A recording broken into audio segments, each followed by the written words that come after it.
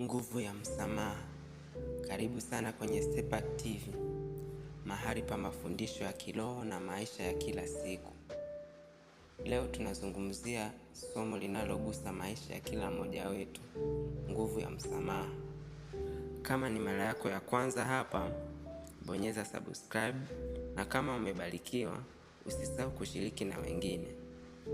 Kila mmoja wetu amewahi kuumizwa, iwe ni kwa maneno, vitendo au hata usaliti. Maumivu hayo yanaweza kuishi ndani yetu kwa miaka mingi, yakiathiri moyo wetu, afya yetu na hata mahusiano yetu. Lakini Biblia inasema nini kuhusu msamaha? Ukisoma kitabu kile cha Mathayo sura ile ya 6 mstari wa 14 hadi 15, kwa maana mkiwasamehe watu makosa yao, Baba yenu wa mbinguni atawasamehe ninyi pia. Lakini msipowasamehe, Baba yenu hatawasamehe makosa yenu. Hii inamaanisha kwamba msamaha si hiari kwa kila mtu, ni amri, na pia ni silaha ya kuponya roho yako. Msamaha hauhalalishi ubaya uliofanyika, bali unafungua moyo wako kwa amani na uponyaji.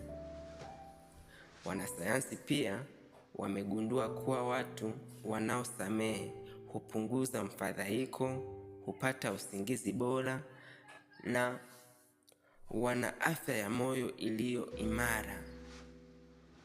Mfano halisi: fikiria mtu aliyekusaliti na hujawahi kumsamehe. Kila ukimkumbuka, moyo wako hujaa hasira. Unapomsamehe, si kwamba unasahau, bali unaamua kutompa nguvu ya kukutesa tena kiakili au kiroho. Kauli ya leo: msamaha si zawadi kwa aliyekuumiza, ni zawadi kwa nafsi yako.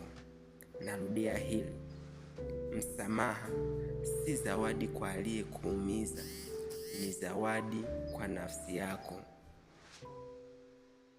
Hebu tuombe kwa pamoja, tujiweke mbele za Mungu.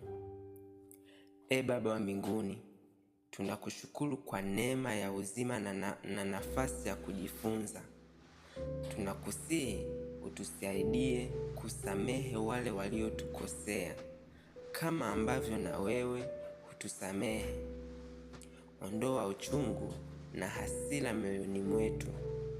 Tujalie moyo wa upole, rehema na amani, katika jina la Yesu Kristo. Amina. Asante kwa kutazama Stepak TV.